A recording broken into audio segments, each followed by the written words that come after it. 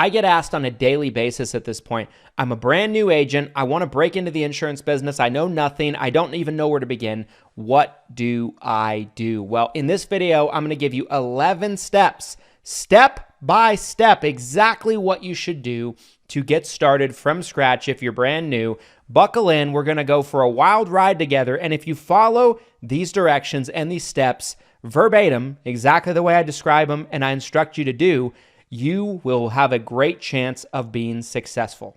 For those of you that don't know me, my name is Christian Brindle. I own 5 insurance-based companies, as well as one of them being a thriving 7-figure in revenue insurance agency. And I started from scratch myself as a brand new insurance agent. And I'm going to go through with you the 11 steps that I wish I knew when I started as a brand new agent. So let's get started. Step number 1. First off, you need to pick your line of insurance. There's a lot of different types of insurance that you can sell. Maybe you want to be a financial advisor and do investment products such as annuities, securities, that type of thing. First things first, you got to figure out your lane. Reason being is because one of the biggest things I see agents get wrong when they first come in is thinking they can do it all. You don't want to fall into that trap. Even the agents that are able to pull that off, they're few and far between, and typically they're not very good at any one thing. 100%, especially when you start off, you want to do one thing, right? You want to laser focus on one thing, get really good at one thing, become a specialist at one thing. The old saying, there's the riches in the niches, is a true thing, especially for insurance. Doesn't mean you can't add things later, but even me, right? I'm 11 years into this thing, and I have a specialty for my agency, and for me, it's Medicare. Or we have secondary focus types of insurance that we do as well, like under 65 health insurance, life insurance, things like that.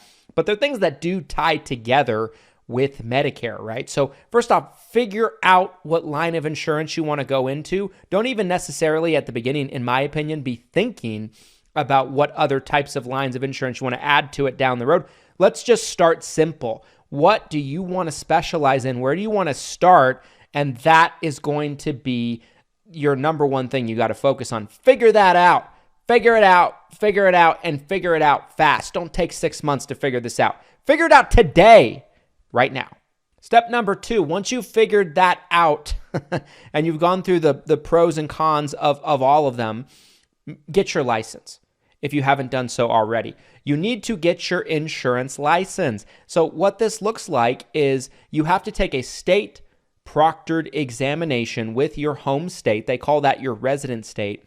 And you have to be able to pass a background check. You have to be able to be fingerprinted. You have to have a clean enough background to be able to get a license. That means if you're a felon or you have a really bad background, there's a chance you might not be able to get your insurance license. And if you can, it might come with some extra hoops that you have to jump through in order to get that license. It definitely helps if you have a clean background, okay?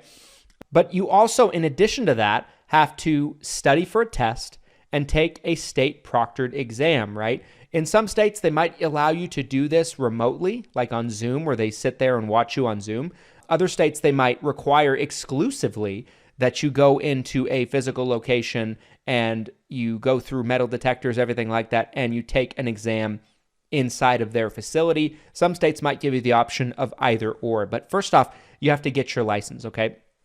In order to get your license, you're going to need to study for your test. The best website to do this is Excel Insurance Solutions. No matter what state you're in, all 50 states, they have specific classes that you can take to study for your state-specific licensing exam, okay? We have a link to that. We're actually going to throw it down in the description of this video, okay, on YouTube here and other platforms that you might be watching this on. And if you use our coupon code at checkout, you actually get a pretty good discount on your licensing exam, okay? But that's the number one thing you got to do. You can't do anything until you get a license. So if anything I'm going to talk about on this list comes up in your mind that you might think, oh, maybe I should do this, don't do it. Just take it, lock it, put it in your pocket until you got your license. Step number 2.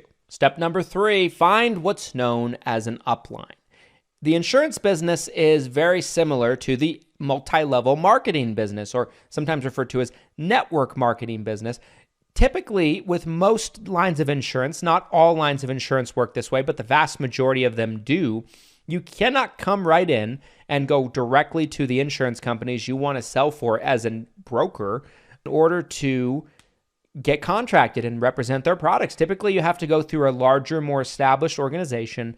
In a lot of lines of insurance, they refer to as IMOs, or in some other lines of insurance, FMOs, okay? These are organizations you go through in order to get contracted, and they serve as your upline, right? So you get all your commissions still for the most part with most situations, but they get a small override in addition to that when you make sales. And they're charted with making sure that you are acting compliantly. They're supposed to provide you with training resources and additional technology tools to help you be able to break in more effectively and kind of know what you're doing in your business. My organization for Medicare and life and under 65 products like ACA products, all the products we provide basically acts as an FMO. So you could certainly give our organization a look if that's the case. Now, that being said, if you don't have your license yet, if you have not passed step number 2 yet, we won't even talk to you. And nobody that's really worth their salt will talk to you either. I can't tell you how many conversations over the years we've had with new agents that want to get their license, they want to break in, they have 6,000 questions, and then we spend hours sometimes at talking to them, me and my staff, then they never get their license. So we will not talk to you. We will not apologize for it. If you don't have your license yet. And if anyone will, they're probably not very good. They probably have a lot more time on their hands than you would want to see as a mentor, right? So get your license first, but then after that, find your upline. Look around, talk to a couple different people, see if what they can do to help support you is going to be viable and how it compares with other people you're talking to. But understand this as well when you're finding an upline. Uplines, for the most part, are salespeople. So a lot of them will talk up a really good game, right? If they're promising you free leads, if they're promising you the world, if it sounds too good to be true, it probably is. A realistic expectation from an upline is they provide you with great training. They have an agency that's doing it themselves. If they're not, they can't teach what they don't know. They provide you with some technology tools, right? They are transparent with you, honest with you. They have a good reputation in the industry. All of those things are good, but don't expect the world when you come in from a mentor or an upline. Reason being is because you are an unproven commodity.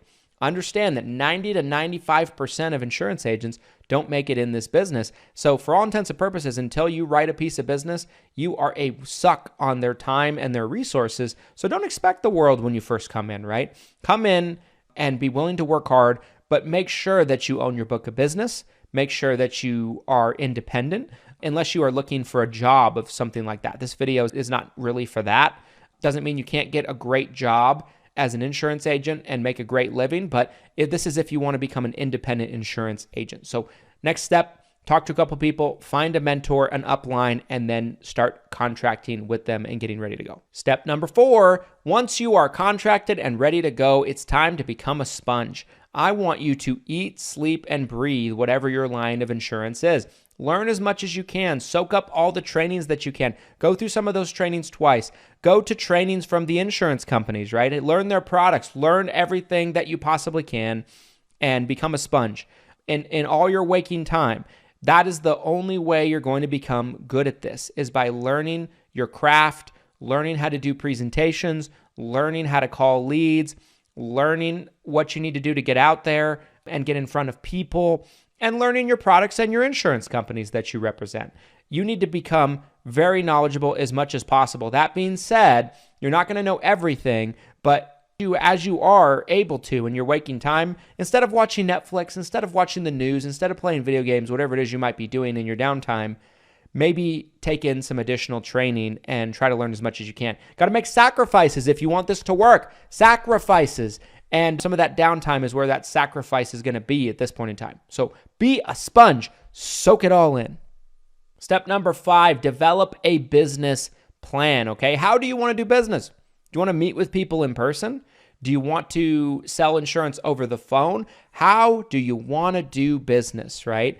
How do you want to advertise yourself? You don't need to know all these answers right off the bat, but come up with a rough draft of a business plan. If you're not sure how to do so, ask your upline, ask your mentor. But the first thing that I would think about is when you become an insurance agent, what do you envision? Now, this is going to evolve over time as you become more seasoned and you become more knowledgeable, but you have to have some idea of a plan in order to start. You have to start somewhere, and that's what this business plan is going to be. Step number 6, possibly create an LLC. But then again, this might be able to wait. I kind of put this as more of an optional thing.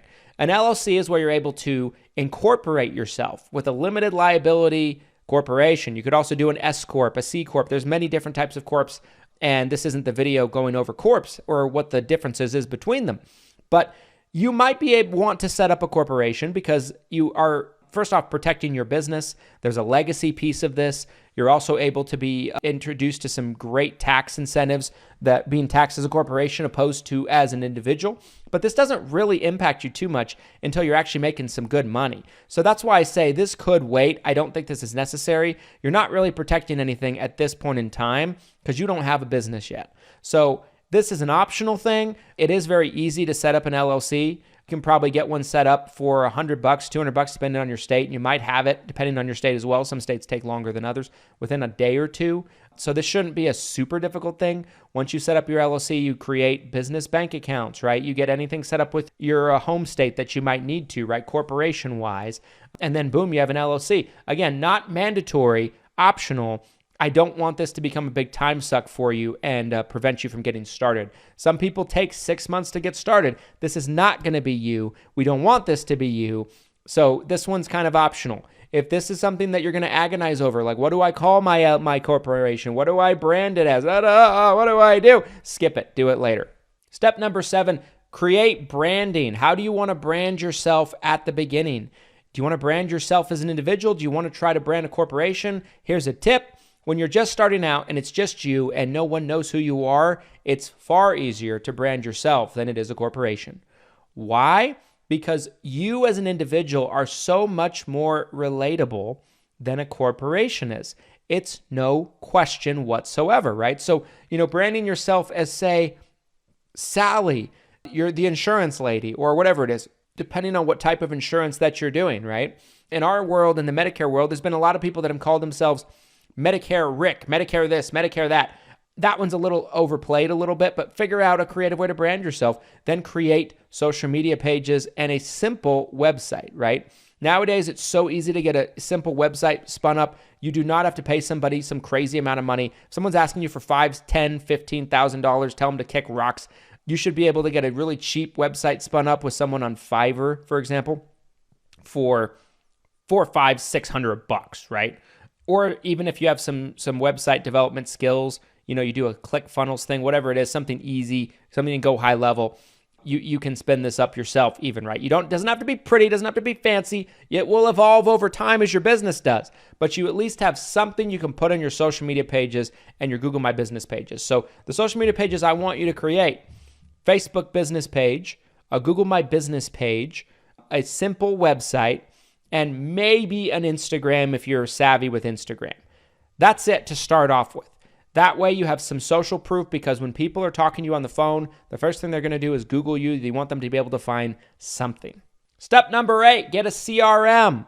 What is a CRM? It's a client relationship management system, okay? A CRM is going to house all your data, all your notes, all your client applications, everything. It's also going to help you market better, okay? Now, this is another thing that insurance agents till the end of time have always and always will agonize over for super long periods of time. It's just another excuse that they use to prevent themselves from getting started. It's the delusion, or the illusion, I should say, of being productive, right? Looking at CRMs all day. Pick one. You can always change it later. It's not as hard as people make it out to be to change your CRM. The best CRM is the one you're going to use. You could even get a free one. For example, HubSpot has a free CRM account that you can get. That is fine just to get started, but just get one to where you can house all your data and all your notes and all your client information once you start selling in one place. Just get started. Pick one in a day. Again, all of these things I'm talking about, you should be able to do in 1 or 2 days. If it takes you any longer than that, you're failing this little test I'm making for you right now. So quickly pick one. We have a great one in 7-figure CRM for Medicare agents, health agents, life agents. So get that one. You get 2-week free trials, $97 a month after that. Our contracted agents, of course, get it for free. Step number 9, it's time to start taking real action. And I know what you might be thinking. All right, I'll give it a try. No, try not. Do or do not. There is no try. I don't feel like I know what I'm doing yet. I don't feel like I'm ready. Here's a newsflash for you. Every single person that's ever gotten their license and went out to sell insurance, when they first started doing it, no matter how much training they've gone through, no matter how much time they've spent engulfing themselves in the products and everything like that, they've never felt ready when they started. They never felt like they knew enough. They never felt fully prepared. And do you know why? The answer to that is you never actually feel prepared until you have the experience. You never feel comfortable. You never feel like you know what you're doing until you actually have the experience. And the more appointments that you run, the more clients you talk to, the more experiences that you get under your belt, the easier it's going to be, the better you're going to be at it. So get out there, right? Get out there. Now, how do you get out there? Well, the first thing you got to understand is every single lead you're going to get and every single new client you're going to get is either going to cost you one of two things that you have to give: time or money. Exclusively. There are no exceptions. You cannot bring one to me that exists because there are none. It's either going to cost you your time, getting out there, spending time, getting out in the community. They call that grassroots marketing, finding referral partners, going to networking groups, sitting at flea markets, sitting at tables and somewhere. That's grassroots marketing, right? You're getting out there, you're doing presentations, you're rubbing shoulders with other people in the community and trying to get people to send you referrals or, to get in front of people that might need your product or services. It's a huge time suck, but sometimes when you get started, you just don't necessarily have any money. Remember, when you get started from scratch as an insurance agent, you don't have any money. You just don't, right? Like most people don't, unless you have a nest egg or something saved up. The vast majority of people do not. So you have to spend the one asset of the two that you can give that you have, and that's your time, right? So there's a million ways how you can get out there and do some grassroots marketing. I won't get into that on this video just for the sake of time, but you either give time or money. Now, the money side of it is you're either marketing yourself, you're doing seminars, you're running online ads, you're doing mailers, whatever it might be, but you're doing it yourself. And unless you have a marketing background, you probably don't know how to do that yet. You're trying to learn your products first and foremost. So you might want to start off buying leads from a lead vendor if you have money to spend, money to burn. Lead vendors will do the marketing for you. They charge a little bit of an upcharge, but you don't have to worry about getting in front of people. They provide you with leads and you work those leads. You call those leads. Make sure you have a script, all things in between. But remember, get out there. Start getting in front of people. I always tell people, for most agents, right, the best way to do it is if you have even any kind of budget that you can spend on leads or marketing, put that together, whatever it is, right? Maybe it's $300 a month. Maybe it's $400 a month. Maybe it's $500 a month. Whatever you think you can spend every month without it preventing you from buying groceries or paying your electric bill, make sure that you commit to that and then spend that every month. Look at it like a bill. Look at it like a car payment, a rent payment, a mortgage payment, and make sure that you're spending it every month on leads and marketing. And then with the remainder of the time that you have available, get out there, do some grassroots marketing, right? The best approach usually is a combination of the paid and the time investment. And slowly but surely, more people will learn who you are, right? Building an insurance business takes time. It's not going to happen overnight. It hasn't for anyone, right? So people need to know who you are. You need to fill up your pipeline with prospects and people that might want to work with you. And this is going to happen over time. It comes from consistent activity over and over and over again. And guess what? You're going to get a ton of rejection. A lot of people are going to tell you no, and it's going to feel debilitating. It's going to feel crushing. And then as soon as you're ready to give up and end it all, you're going to bump into somebody who's going to take pity on you and who's going to buy your services that need your help. And then it will feel like, wow, I actually did it, right? And then your confidence grows a little bit. Remember, the first year to 2 years is rocky. It is a massive learning curve. You're going to learn a lot about yourself, how you want to do business, what works for you and what doesn't work for you. But the main portion of this that I want to reiterate and get just drilled into your head is none of that happens unless you start.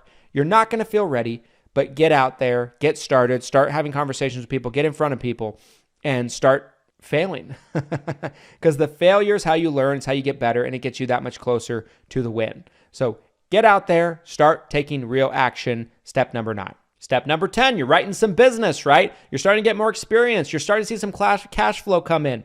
Once you're able to, right? Once you're paying your bills and your client base is growing, it's time to start reinvesting back into your business. Market more. Buy more leads. If you don't know how to market, but you want to, invest into trainings that teach you how to market. We have a great platform called 7-Figure University that actually teaches you how to run Facebook ads, how to run online ads, how to brand yourself, how to do content marketing, how to do seminars, whatever it is you might want to do.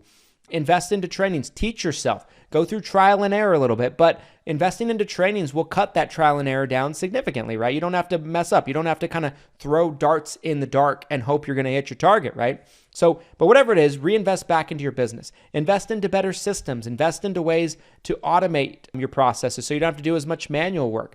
Start hiring staff once you're able to kind of help you take things off of your plate so you can spend more time getting out there, selling, writing business. But no business is going to grow to its full potential until you invest back in. So time to reinvest in step 10. Step 11, let's say you're a year in, you're 2 years in, you're 3 years in.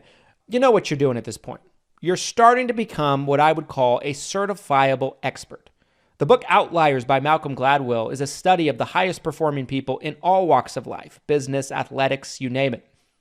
And it said that to become a true expert at something, you have to spend 10,000 hours doing it first. So I always call your early years the race to getting to 10,000 hours, because the person that gets to their 10,000 hours invested into their business first is the person that is finally ready to really take off in their business. Now they're an expert. Now they've gone through all the growing pains. Now they've gone through the ugliness of it all, the grit, the grueling of starting a business, and something that you typically don't know that much about starting off. Now you know what you're doing, okay? You know what you're doing, and it's time to improve your processes and cut inefficiencies. My business partner, Glenn, and I talk about this often on our podcast, but we call it, there's really 3 big things you need to focus on at this point in your business: eliminating, delegating, and automating. Kind of out of order there, but eliminating tasks that you don't really need to be doing, that don't need to be done at all in your business. We all have things like this. What are you wasting time on that just doesn't need to happen at all? Even if someone else could do it, they shouldn't be doing it. Look for that in your everyday efficiencies, right? 2, automating. What is something that you're doing, that you're spending time on, that needs to be done, but it can be automated, right? Like a system could do this. Sending text messages to clients or leads could be an example of this. A CRM can do this for you. Sending emails out, same thing. A CRM can do this for you. For us, any mail we send out to our clients or to our leads is automated. We either have a vendor do it or we're automating it through an online platform. We use thanks.io actually for a lot of that. Mailbox Power is another great one you could use, but you're automating things that a person probably doesn't actually have to do. And then the third one is delegating, right? As you're starting to hire on, what are some tasks that you can't eliminate? They have to happen. You can't automate. It's just a little too complex. You need a human to touch it, but you're delegating. Make a list of those things and then find ways to delegate them to members of your team as you're starting to grow. You're now getting into a point where you're starting to become proficient. You got your 10,000 hours in, or you're on your way to your 10,000 hours. Now you can build a real business and you can start to scale.